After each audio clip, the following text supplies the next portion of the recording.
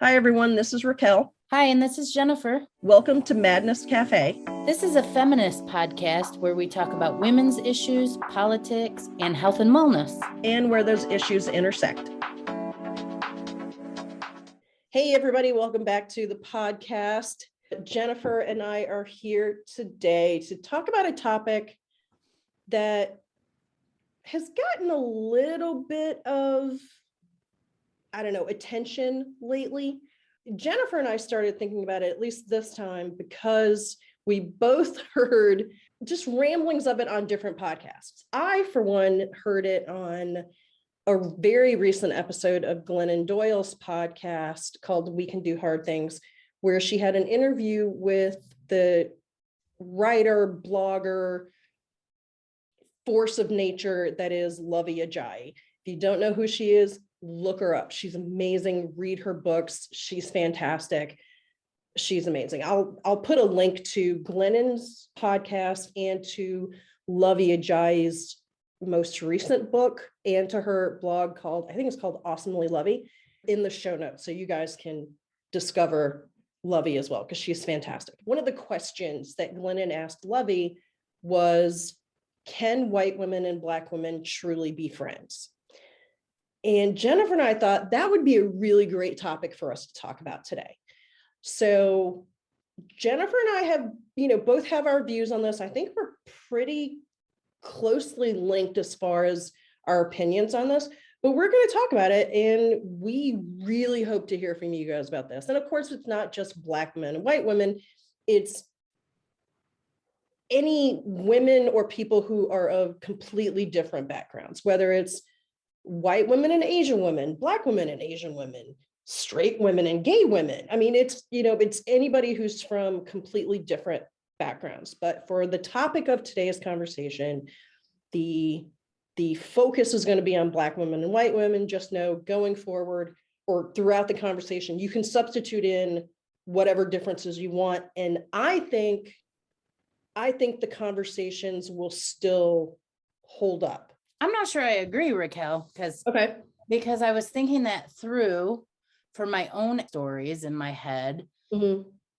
And I don't know. I think sexual orientation is way different for some reason. Okay. I don't know why I think this. Maybe we'll delve into it in the conversation, but that's something that you can keep internal if you choose to. Not that I think anyone should or has to. Right. But I don't think we can keep color and race internal. That's something that you're. Yeah. I mean, it's visual. You see me and know that I am not a white woman. Right. So I do think they do have a nuance of difference. That's true. Yeah. But it's such an interesting topic because I, for one, think that we can be friends with whomever we want to be friends with and whomever we put the effort into being into a friendship with. Mm-hmm. But then when I really look at my life, and I'm like, do you have any Black women who are really super close friends? And the answer is not really. You and I, we haven't seen each other since high school. Right. We became friends through the podcast. Or reignited our friendship through the podcast. Yeah. But I mean, even in high school, I wouldn't say we were close we were on the team together. We were teammates for sure.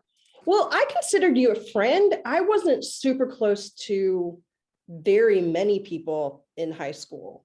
So, but in my situation, my sort of lack of closeness with people had nothing to do with race at all, because it's not that I was super close to all the Black kids, but not close to the white kids. It's just, I held myself back because of things that I've alluded to on the podcast before of, family turmoil, blah, blah, blah, thinking people would judge me and, being ashamed of certain things and that sort of thing. So I held myself back.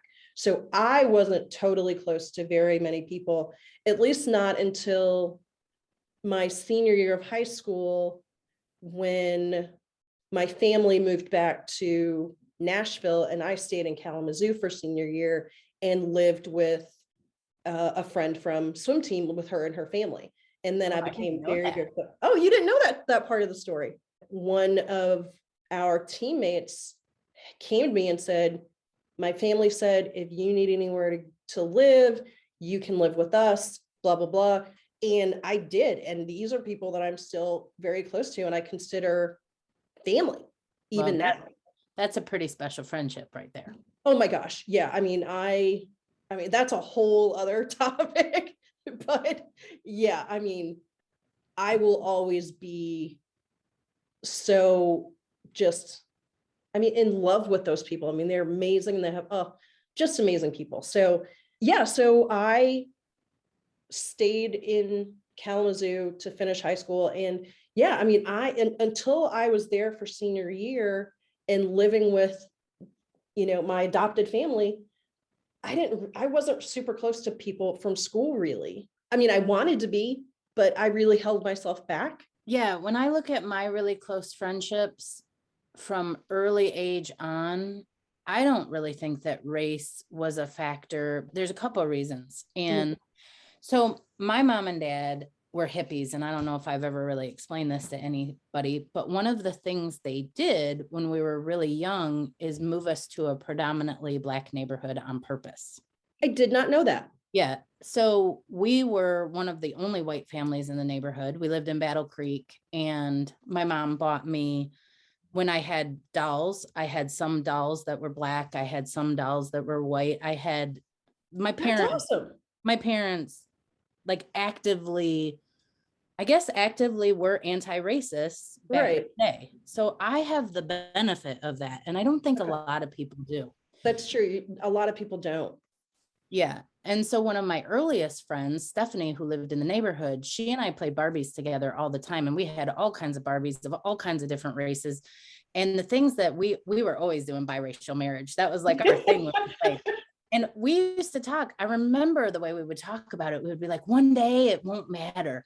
Everyone will be so intermarried that we'll just all be one color. Like that's how we talked as kids. Yeah. I love that. So, yeah. So, and I remember we would, how mostly when you play Barbies, you're just getting them dressed up and then playing a little and then getting them dressed up again and then playing again. Yeah. But I just remember talking with Stephanie about that. And I don't know, for my family, I think it's a lot different than other families. I've seen things that since I've moved around in Michigan that I didn't really see in our hometown.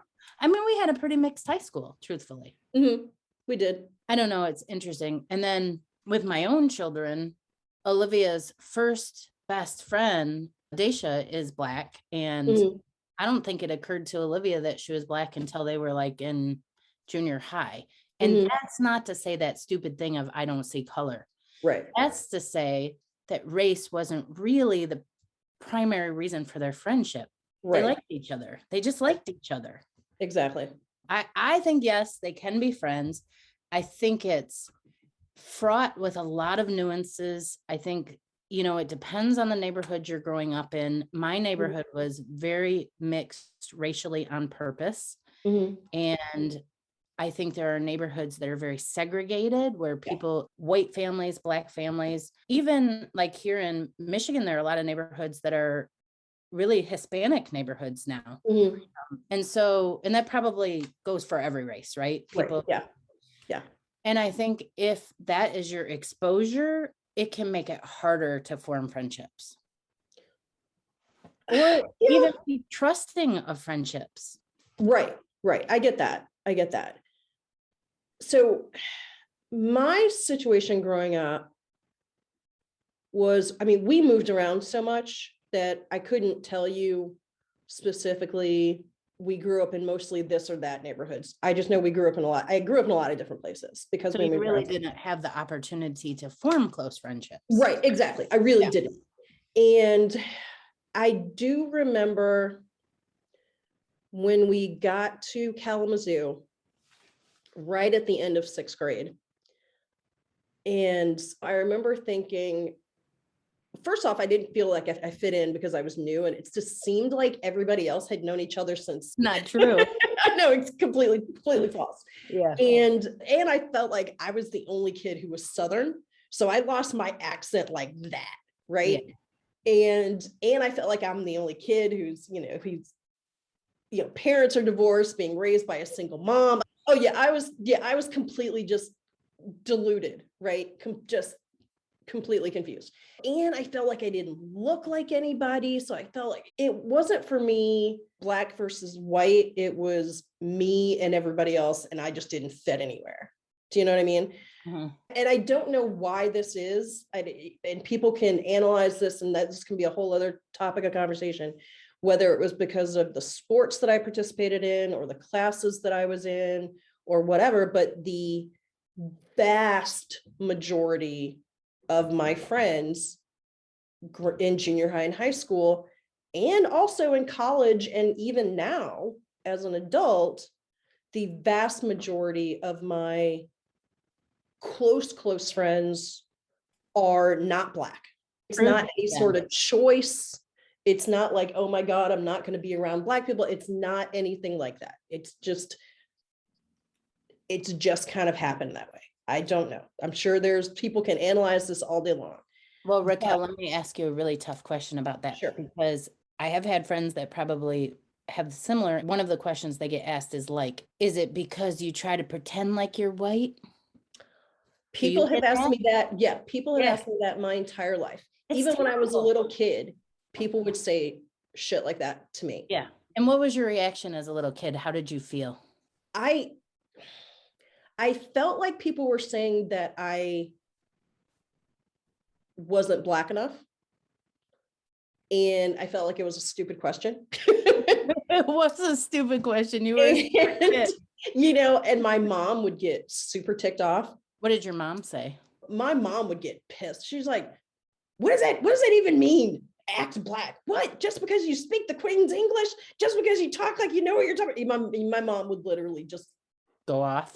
Oh yeah, she'd get really, really, really mad. Yeah, so it would just be this whole thing. And I was like, this is completely stupid. This is just the dumbest shit I've ever heard. Right? Mm-hmm. Even as a kid, I was like, this is stupid. I've almost always lived in towns that have colleges. Yeah. And I think we get that response a lot in the misinformed way that if in their head, if they see a Black person who is educated, they are not being Black. Mm-hmm.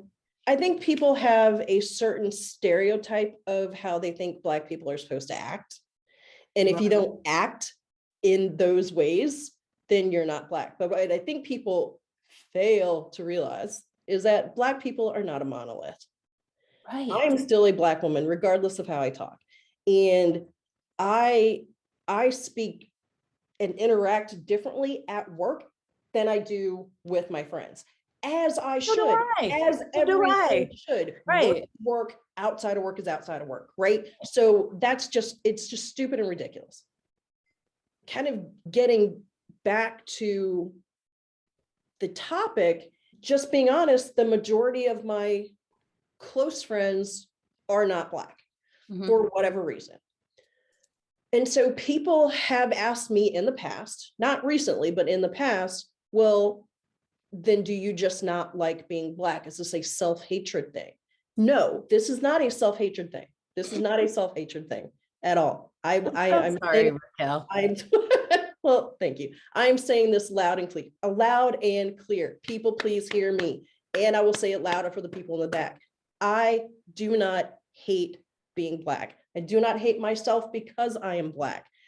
I have my own feelings of, sometimes self-loathing, but it has nothing to do with the color of my skin or my culture or any of that. It has to do with like my weight and my body. It has nothing to do with the color of my skin, my culture, my background, where my people are from. Nothing. It has nothing at all to do with any of that. Nothing. When I become I generally am a very friendly person, and I am very interested in other people. When I click with somebody, it is something deeper than the color of our skin. Mm-hmm. For me, a connection with somebody it's about respect. It's about mutual interest. It's about acceptance of who I am and whether or not I can fully be completely me with that person.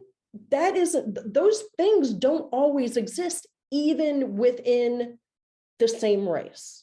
True. Right? So just because our skin color matches doesn't mean that all the other aspects that are important for me are going to be there. So, in my opinion, and because I have lived it, it is thoroughly possible. And it has happened in my own life. It's in my life now. There are women that I am super close to who I consider family, who are more than just friends, who are my people, right? If something happens to me, these are the people that I'm calling. These are the women that I'm going to, right? These are the women that I can completely open up to. Right. And that's friendship.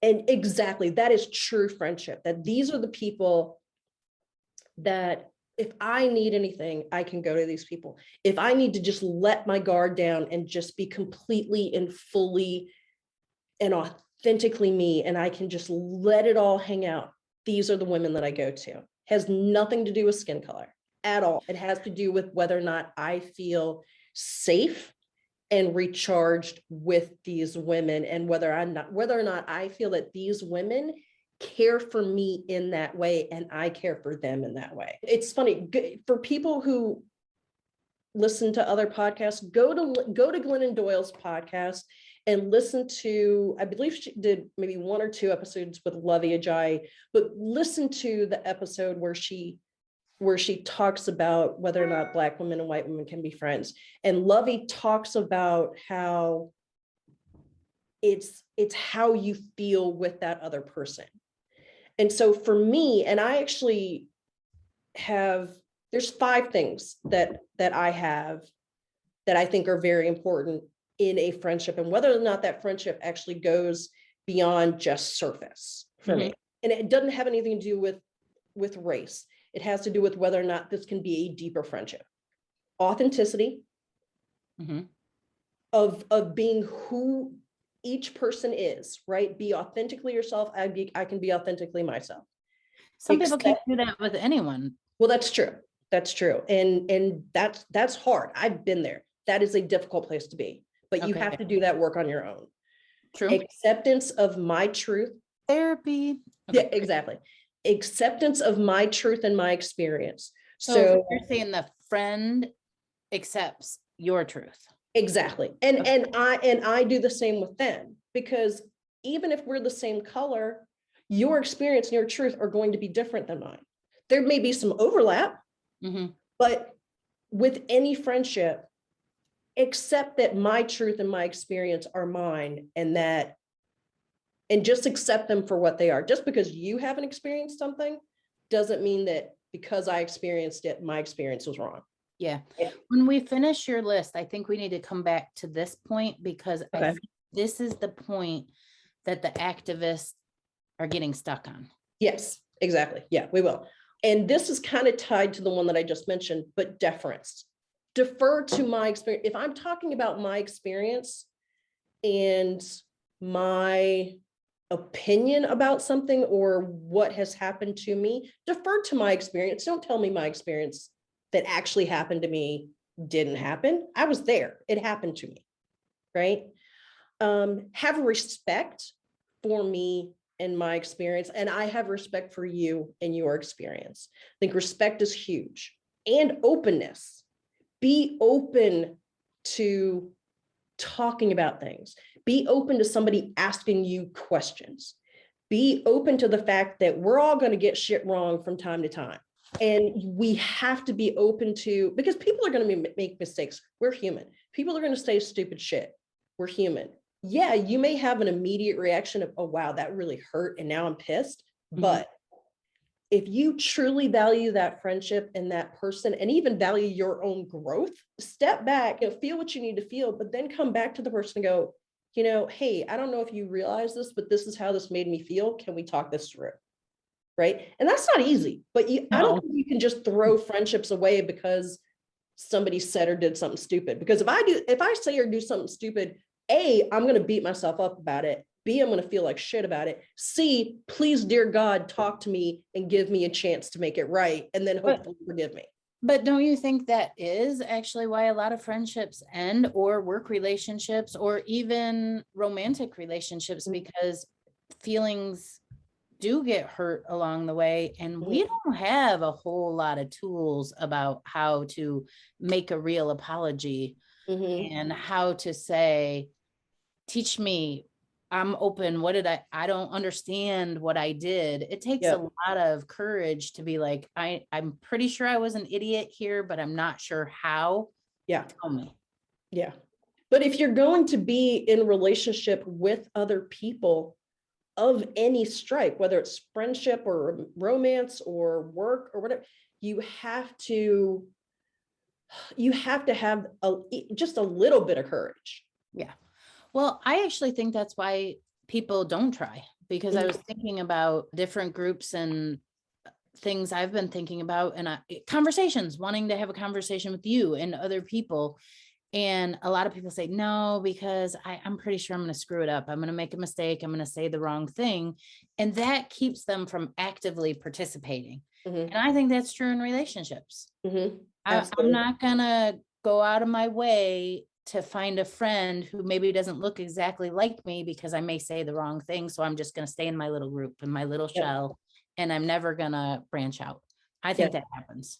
Oh, I think that happens daily. Yeah. Daily.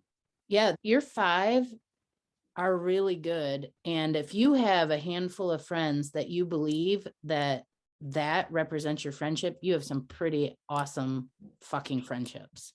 I do. I'm incredibly, and I don't use this word very often. I am incredibly blessed as far as that goes. I have some really important, significant people in my inner circle. And I feel very lucky that even that the circle beyond that includes a lot of really great people who really care for me, that I care for, who just make me feel so lucky. I'm going to challenge you, because I don't know if I've mentioned this before. I don't believe in luck. Okay. Not at all. Okay. If you have good friends, you know what that means to me? What? It means you're a good friend. Well, thank you. Because it's two-way street, man. And, really great friends, they'll carry you for a while, but they're not going to put up with your unreciprocal bullshit and always being like a friend suck. You've got to be a good friend too. That's true. Yeah, that's a very good point. And that is not luck. That means that you did 1, 2, 3, 4, 5 on this list for your friends, while they were doing 1, 2, 3, 4, 5 on this list for you, because you're truly friends. That's really amazing. And I am so grateful for all of those people. We are not cookie cutters of each other at all. Thank God. How boring would that be? I know. We're all very different people. To have my life enriched by these people is an amazing thing, and I'm very grateful for it. So let me ask you a question. When you were listening to this podcast, what were the reasons that they were giving for why they believed that a Black woman and a white woman couldn't truly be friends? Because I'm with you. I think, come on.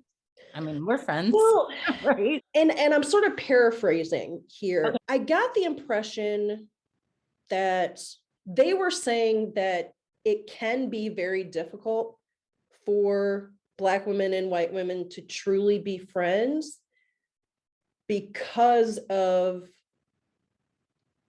the difference in background. Okay. But what they did point out was that they each do have friends, like really close friends, not a lot, but a close friends of the other race, because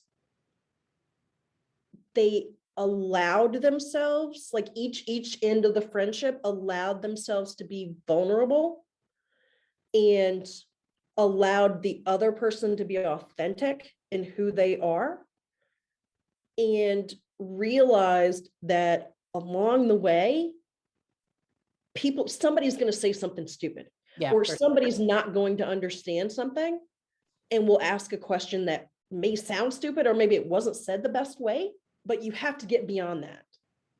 And there's a big enough nugget of core respect and authenticity and all that of those friendships that they saw the value in going beyond that and trying to work on that friendship. That and acknowledging that you both have to see the value in the friendship and want to continue to work on it. Told my kids that we were going to have this discussion today, and I said, hey, give me your thoughts on it real quick, because my kids are always on the internet and on Instagram, but especially on TikTok, and they're following a lot of people and hearing a lot of conversations, and they both went, of course they can be friends, you know, like that was their first response. But then my oldest daughter said, this actually is one topic that really pisses me off, because she believes it points to like that extreme wokeness that's out there. Okay. Where people are so into the, I guess the activism is the only word I have for it. And I don't know if that's completely right, but they're so into the agenda that if anybody makes any kind of error, then they almost are so woke that they begin to advocate for segregation. So for an example, there's this whole thing about if a Black man dates a white woman, then he's basically saying to the community that he hates Black women, or he doesn't find Black women attractive, or that Black women have no value and only white women do. Oh yeah, that's been a thing for eternity. Yeah, people have always said that shit. Man, where have I been? But anyway, but people should date the person that they meet, and the person that they, you know, they're hanging out in school and they meet this person and they like them and they have a conversation and they have things in common. And again, it shouldn't be tied to what color is our skin. And if Black men are only allowed to date Black women, isn't that also segregation? It is. Isn't that a very conservative idea? It really also brought up is this whole idea of appropriation. And, you know, I'll be the first to admit, I knew nothing about that when I was a kid. And I once had a Halloween costume where I put on kind of like this drape and a big sombrero, and I went to Halloween as a Mexican. And that is not nice, right? A person's culture is not a Halloween costume. Yeah. However, if we admire like the beautiful blouse that has the hand-embroidered flowers, and I go to Mexico and I buy one and I wear it, is that cultural appropriation? Or is that I don't think that's cultural appropriation, because you're wearing it because you like it. You're wearing it as just as it was meant to be, a shirt. Right. You're not wearing it as a costume. Well, yeah, but I think there are a lot of the extreme talk out there that, well, one example is Black women and braids. That white women are not supposed to wear those braids, but why not? If my thing is complicated, isn't it? It is complicated, but honestly, look, if you like the braids and you want to wear them, and you're wearing them because you like them, not because you're trying to be something else or pass it off as something that it's not, then do you. They always talk about white women that way too. Like they could say, oh, are you trying to be Black? Why is this something that? Well, I think it's the whole thing of, if you're passing, if you as a white woman are wearing braids and you're trying to like pass it off as this new thing that I just found. No, honey, no, that is not a new thing that you just found. That's a very subtle difference. Yes. Yeah, that is something that may be new to you, but you're like, oh my God, I saw this. Like, you know, there's this Black woman that I know, she has these braids and they look gorgeous, and I wanted to wear them. And I thought, can I get them too? And she was like, okay, fine. If you want to, sure. And then people see you and you're wearing it. You're like, y'all, I love these. It looks, the artistry, and it's amazing. And and the work that went into it. And this woman who did it is amazing. And I got this, like, then yes, if you are giving the props and the glory to where it came from, fine. That's the difference. But if you're trying to pass it off as there's this new thing that I found and I discovered, then no, honey, that is not going to work. That is not, no. So after college, I was in the Peace Corps in Senegal, and the little kids, they loved my hair. They were like, their hands were always in it, and I would let them braid it. Damn if that doesn't hurt. Yeah. Like that is so hard work. Yeah. It hurts so bad. I'd be like, Yeah. okay, you all gotta stop. Yeah, why do you think I don't ever have braids? That shit hurts. Like, it hurts. It takes too long. It took It takes so forever to take it long. down. No, So I have patience long. for that shit. No, And my it hair looks didn't, great on other people, but I won't be doing. I'm too damn lazy. my hair didn't stay in it. And they would like do these little things and they would work on it. And they had little, I don't know if it's the same in the United States as it was in Senegal, but they used almost like two little toothpicks. Oh, Yeah. And they would be cool. working in my hair and they're little kids. So it's Yeah. I'm not having a professional do it. They're Yeah. just youngsters, just like my kids would spend hours brushing my hair and Yeah. putting it in little ponytails and Yeah, stuff. exactly. It's what kids Yeah. do. You Yeah. know? Yeah. They brought that up and they were like, so if you're admiring something in another culture and you just want to wear it because you think it's beautiful, but someone tells you, no, you can't, that feels not so great either. Yeah. Yeah. And the thing is I, for instance, I'm thinking of like Native American culture. There are certain things in Native American culture that I think are absolutely beautiful. I don't know very much about Native American culture. I would like to know more. And if the stories about my heritage are true, I should know more because apparently according to family lore, I have not done all of the research, but according to family lore, I have a maybe majority Native American blood. Anyway, I think it's beautiful. There are certain things that I love, like some of the jewelry and those, just beautiful. I would wear some of it if I had some. But one thing that I would not ever wear, because I think it would be rude and disrespectful, is I would not wear a traditional headdress, because I think, and I may be wrong, but I think that a traditional headdress is something that's used in certain ceremonies. It would be wrong to just wear that out and about, say, going to the grocery store. Yeah, but again, back to Halloween costumes. Right, exactly. I think if people look at things from that perspective of what is respectful and what is not respectful, whether it's in admiration of a culture or in friendships or just in conversation with people. And if you don't know the difference, just say, hey, I'm not sure if this is respectful or disrespectful. Can you educate me? Or not even educate, because that puts a lot of pressure on the person. If you can ask the person just in the moment, okay, that's fine. But then also do some of your own research too. Like, don't just leave it up to the person you're talking to be your guru and to be your educator. Like, take some of that on yourself to educate yourself, I think.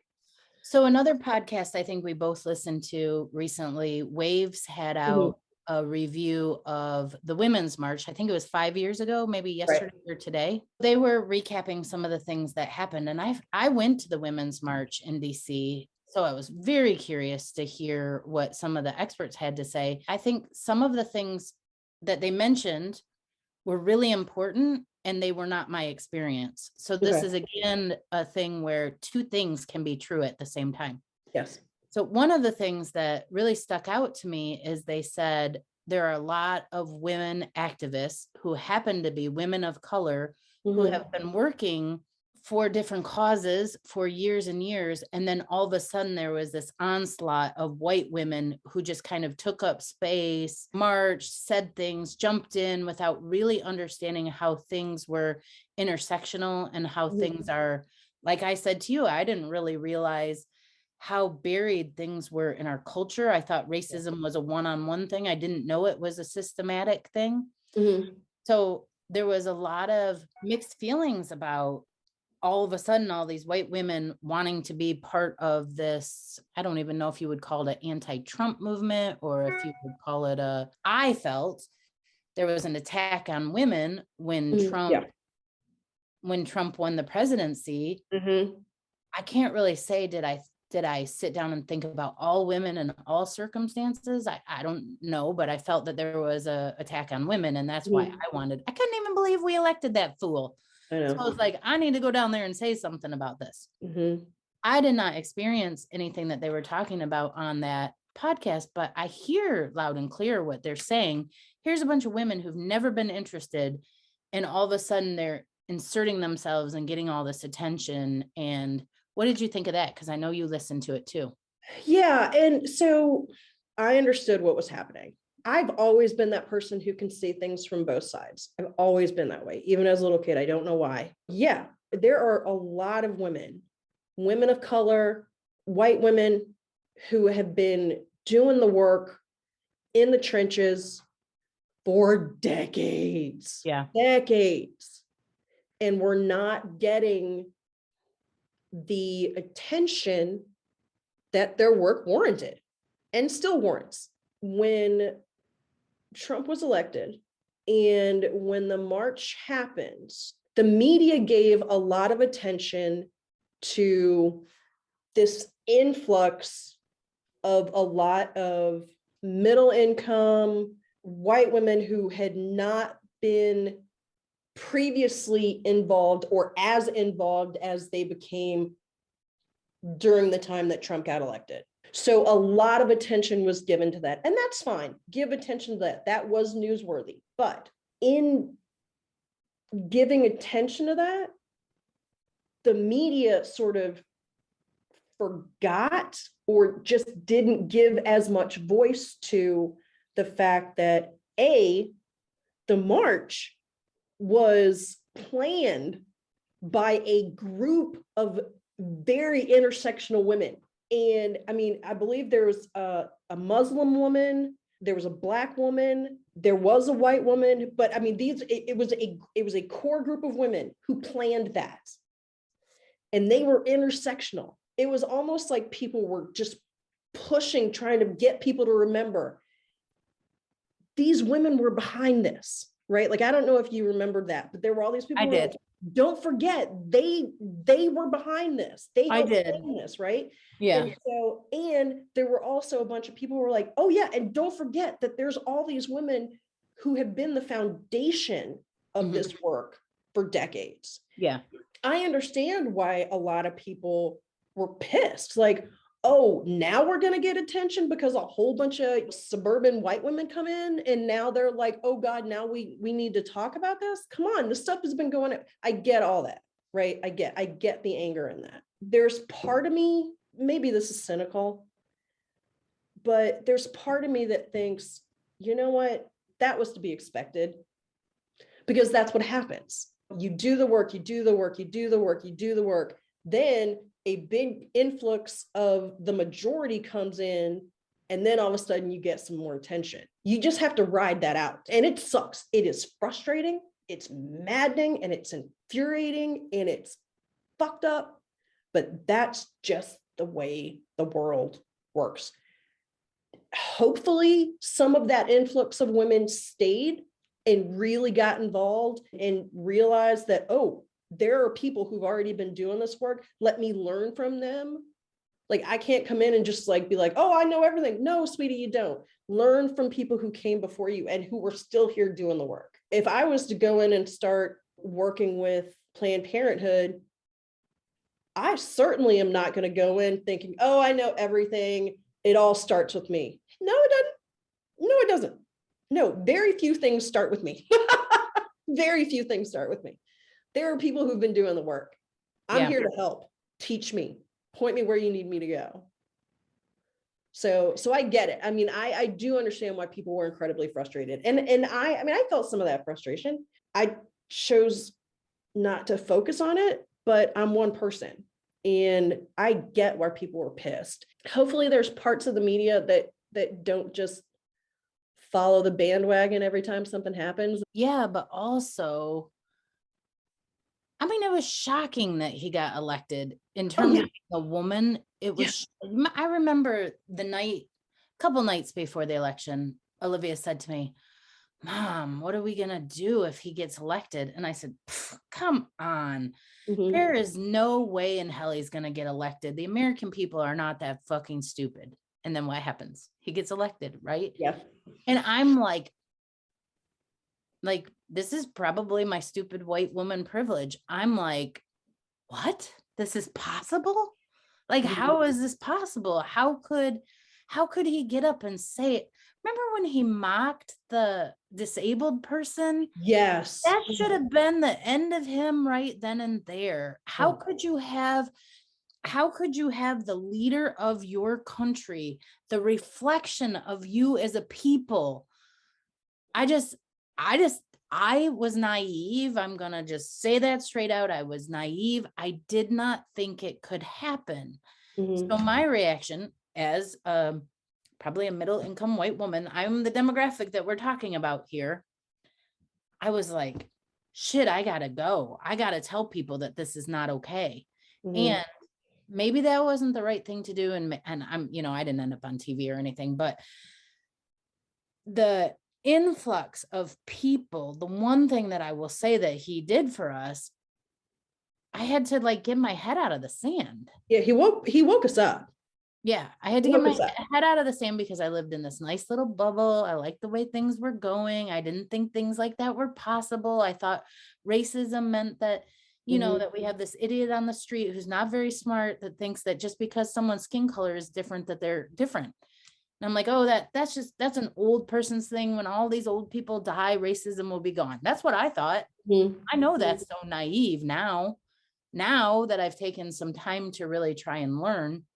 And what a process, Raquel. How do we learn it all? You were just talking about the whole Native American history. How do we learn it all? There's so much for us to learn. But it's all of us. I mean, we all have so much to learn. And the fact that you and I can admit that we have a lot to learn is huge, because there's so many people who won't say that. Even if they might think it just for like a quick second, they don't believe it. I don't know. I'm secure enough in myself and in my intelligence to know that I do not know everything. I mean, I know a lot. I mean, I'm pretty damn smart, but there's a lot that I don't know. Well, there's just so much more to read. There's like, and there's history that has been hidden from us. Yes. There's history that we were not told the truth. So what we thought was our collective history is not. And that in itself was some bit of a shock to me as I want to call myself a stupid white woman, but I'm not stupid. You're not stupid.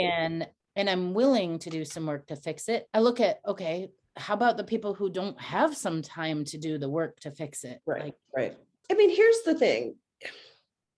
And I think this goes to the core of what we're talking about.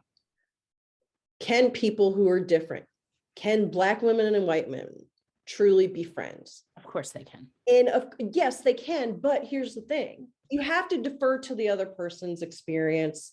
You have to look beyond just the surface. And I think this is with anybody who's different, people of different religions, because we know sometimes those differences can be incredibly stark. Oh, people murder people over that. That's what, in my opinion, that's what all war is one big stupid ass religious war. Yeah. Right. That's the dumbest thing our history keeps repeating again and again and again and again. For sure. And, or even somebody who grew up very wealthy and somebody who didn't. Look beyond the superficial and don't make assumptions. Like if you're just like, well, maybe this person experienced XYZ, maybe they didn't. I don't know. Let me ask them.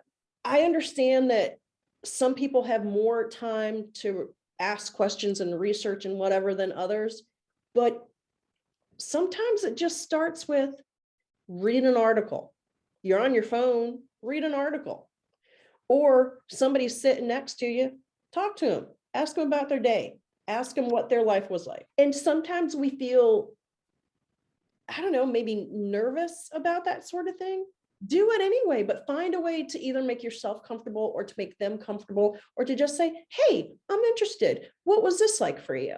You're just asking to get to know them better as a human being. I think that's the cure to racism and sexism and what do you call religionism? Whatever. I don't know. Just bigotry, I guess, maybe, or just. I think that's the cure to bigotry in general. And it takes time and it takes effort and it takes really putting yourself out there. But I think getting to know other people as human beings, because often when I meet someone who has bad things to say about people of a certain race, just based on race, not like individual people and their traits, but like they say something like, oh, there's so much more crime between Black people or something like that. Right. I think it's because of the media they watch, but I think it's also because they don't know any Black people. They've never spoken to anyone. They don't know that we're all just human beings. Right. Or they maybe only see like one Black person ever, and it's all just superficial. Like they don't just take the time to get to know that person. And the depiction in the media is not particularly good. So if that's where you're getting your information from, I mean, I'm not even talking about like news outlets. I'm talking about if you were just sitting down to watch like primetime TV, people of color are often portrayed in ways that drugs, hoodlum, Yeah. I don't even know. Poverty, yeah, bad neighborhood, pain, emotional pain, yeah. you know, yeah. Do you get hardship? Do you get tired of that emotional pain trope? Like there's more to your life than emotional pain, right? Shit, yeah. Right. I mean, yes, life is hard. Yeah, life can be very hard. There are a lot of things in life that are difficult. There's a lot of joy in life too. There's, I don't know, things that make you laugh, or seeing two people having fun, or seeing pretty flowers, or, you know, whatever. I mean, there's always going to be something that makes you smile. The snow in Michigan today. Oh, yay. It was really pretty. Oh, we had a little bit of snow last week. Nice. And it was pretty watching it fall. And then I was like, oh, good, it melted. Do you remember that movie When Harry Met Sally? Yeah. One of Harry's famous lines he said in that movie, and it has stuck with me since then. He said to Sally, you know, men and women can never truly be friends. And Sally was like, I don't know what. And his whole thought was that they could never really truly be friends. The man would always pretend that he was, but he really always just wanted to have sex with her. And this was a premise of that movie. And I've thought it all these years, I've thought it's stuck in my head. Does every man that you meet, like on some level, really just want to have sex with you? And are we as women, are we just objects? And I know this is a completely different topic, but it really reminds me of this topic. Like the fundamental difference. Actually, I think this is even kind of uglier in a way, because it objectifies all women as can't really actually be your friend, don't care what you're thinking. I just want to get in your pants today. What did you think of that movie? I mean, it was a good movie, but I do remember when he said that, just being like, that's complete shit. And my thought literally was, well, that's on him that he can't be friends with a woman without wanting to get in her pants. Because I mean, I've always had guy friends that are just truly just friends. Like, I love them dearly, they love me, but it wasn't, hey, can I get in your pants? No. You're a lot fucking smarter than I am, because that movie put me on a head trip, because I was like, oh, I'm friends with this guy, but is he trying to get, you know, like it messed with my head. I love it, because when your swim coach told you to lose weight, you were like, nuh-uh. Yeah. And now Harry says this and you're like, nuh-uh. And I'm both times I'm like, I fucking need to lose weight. And then I'm like, oh, does this guy want to get in my pants? Like, I have been too influenced by what other people say, whereas you hold your own. That is impressive. Well, thank you. And that actually, I think now that we're working this out, this is a good therapy section, that's patriarchy, because that movie planted a thought in my head that actually made me a second-class citizen, because now I was questioning the motive of the men around me. Yeah. God damn that movie. Damn it. It's not my favorite movie anymore. No. Making a new one. I don't know which one. Listeners, send me a new movie that's empowering, please. Yeah, for sure. Yeah, because I mean, I've always had really good guy friends that are but the movie didn't make you think, oh, but I wonder if they want more. No. God, you're better than me. I don't think it's that I'm no. I totally went on a head trip. I'm like, what are you looking at me like that for? Yeah, well, see, maybe I just didn't think they were looking at me like that. good. They shouldn't be. Like, You they know? can just look at us like human beings. That would be Yeah. cool. Read your 5 points of friendship again, because I think this is the true point of, yes, people can be friends, but this is what true friendship is. Yes. Okay. So authenticity on both sides of that friendship, being authentically yourself. Does that have to be 100% perfect? Because I don't know that people I don't think it has to be perfect, because I think a lot of people are still trying to figure out who they are authentically and how that looks for them. but they're doing their best. But they're doing the work to get there. And even if they are still doing the work, they allow the other person to be authentically who they are. Acceptance of the other person's truth and experience. That's what I wanted to get back to. Let me do the other three and then we'll get back to acceptance. Okay. Deference to the other person's experience and truth. And that those two are tied very closely. Those two are tied very closely for me. Respect of each other and the friendship, and then openness to allow the other person to ask questions, and being open enough when you hear the question to be able to entertain that question and to actually try to answer it. Cool. Yeah. But anyway, so acceptance. You wanted to talk about that. So you said acceptance of my truth and experience. And I think that is probably, and I'm just speaking for myself here, so you guys can send me comments if you think I'm wrong. If a woman, a white woman like myself, wasn't used to having Black women as friends and didn't know a whole lot about that, because just not having been in that world, and decided, hey, I'm gonna break out of my comfort zone and I'm gonna try and enhance my friend group, and then goes out into the world, makes some friends. They're kind of surface level. They're trying to make it stronger. And let's say you and I are hanging out and you share a story with me about your truth and your experience, which we do almost every single week. And I say, no, Raquel, that didn't happen to you. That's not what happened. That person meant it a different way. Sorry, you misunderstood. Right. If I said that to you, that I think is where sometimes these friendships aren't working out, because people come from, not always, but the tendency is to come from our own experience and not validate the other person's experience. I think that's where the problem to friendship is, because it's not in my sphere of knowledge, then it must not be true. Yeah, exactly. That's the sticking point, I think. Yeah, I think you're very right in that. And in that situation, and this is where the openness comes in that situation, assuming it's between me and you, in this hypothetical situation, right? Then it would be on me to say, okay, maybe that's not what you think it was, but my experience as the person who was there, this is what this was for me. I would have to say, given that this was my experience and you weren't there, it is not fair nor correct for you to say that it didn't happen the way that I experienced it. And so the openness then comes in that you hearing that have to be open enough and vested enough in developing the friendship to actually hear it, and to hear it without any defensiveness. Or if you do have defense kind of to it, to just kind of lay that aside and just go, I hear what you're trying to say to me, or I'm trying to hear what you're saying to me. And I get it. I wasn't there. And it didn't happen to me.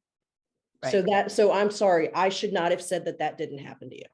And that is like the ideal situation. That would be you and me really trying to connect, really trying to form a real relationship and friendship. But what I think the reason why people say that Black women and white women cannot be friends is that a lot of people would get to that point and they would freak out and they would get pissed off and they would walk away and say, I can't be friends with her. Yep. Emotion comes into it. Defensiveness comes into it. What do you know about me? Let me tell you, blah, blah, blah. This is, but I know what happened there. And, just all that like righteousness. Yes. All of that That is fucking righteousness. Like, I know. the perfect word for it. I know that I would never do it that way, so you didn't do it that way, and that's my righteousness. And you telling me you just pissed me off, and we are not friends, and Black women and white women cannot be friends. Yep. That's exactly what happens. That's why it exists there. Mm-hmm. Yep. Like, that's sad. I feel sad for people who, I mean, I'm not perfect, but I want to try really hard to, I'm like you, I often can hear both sides of the story. Yeah. And I'll think about it and I'll be like, oh, damn. Yeah, I messed up. And I can make an apology. I am blessed that somewhere along the way, someone taught me that skill. And I'm not perfect because some things are hard to talk about. Mm-hmm. Have you ever had that feeling when you're trying to talk about something that's really hard to talk about and you're like, the words are there and you're like, you almost have to like push them out because it's so hard to get them out. Yeah, it's like they get stuck like right at the base of my throat. And I'm like, okay, come on out. Come on out. I want to say this. I want to tell you I'm sorry, but I can't. I'm sorry, Raquel. I'm sorry. Just like that. I do think that's what it is. And there's so much ego involved. Yeah. And we're imperfect. We're imperfect people, and we don't want to feel bad things. We're just like, oh God, I don't want to feel it. Just push it down, push it down, push it down, push it down. So you don't want to feel a bad thing, so you just cut the person off? Yeah, I think a lot of people do that. You just ghost your friend. Not gonna do it. This person makes me think too much. Oh God, no, can't. Well, did we miss anything? I think we covered a lot. I really want to know how this lands for people, whether you have friends who are different from you or not, whether you want to have friends who are different from you. If you don't want to have friends who are different from you, why not? Made me think of something else. Do you think the other part of friendship is proximity? Like, we become friends with those people we go to school with, those people that we play on teams with, those people that we work with, those people that live in our neighborhoods. That's part of why the vast majority of my close friends and most friends have been not Black, because of the sports that I was involved in, the schools that I went to, the classes that I was in.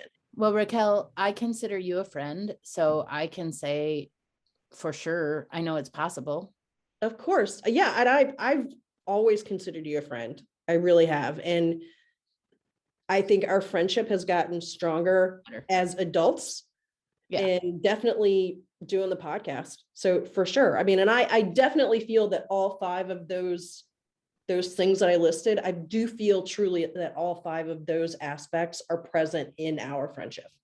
That's awesome. I do too. And I really love that you mapped that out, because I think that could be applied to like these situations when you're like, I have this friend, I feel like I'm giving. I'm not sure it's reciprocal. You could kind of almost evaluate your friendships on that and be like, should I keep giving what I'm giving to this friendship? Or is it time for me to kind of make my peace with it? I think it's a really good tool. So I'm really grateful that you put it together. Oh, well, thank you for that. Thank you. I appreciate that. Yeah, those are the things that are important to me. All right. Another solid episode. I love it. Great topic. Yeah. Love our conversation today. It was a good one. I'm hoping we piss somebody off out there and they'll tell us. Well, we'll see, Bye, Raquel. Bye, Jennifer. Thanks everyone for listening today. We will be back with more Madness Cafe next week. You can find us on Instagram at Madness Cafe Podcast, or email us at madnesscafepodcast@gmail.com. Bye.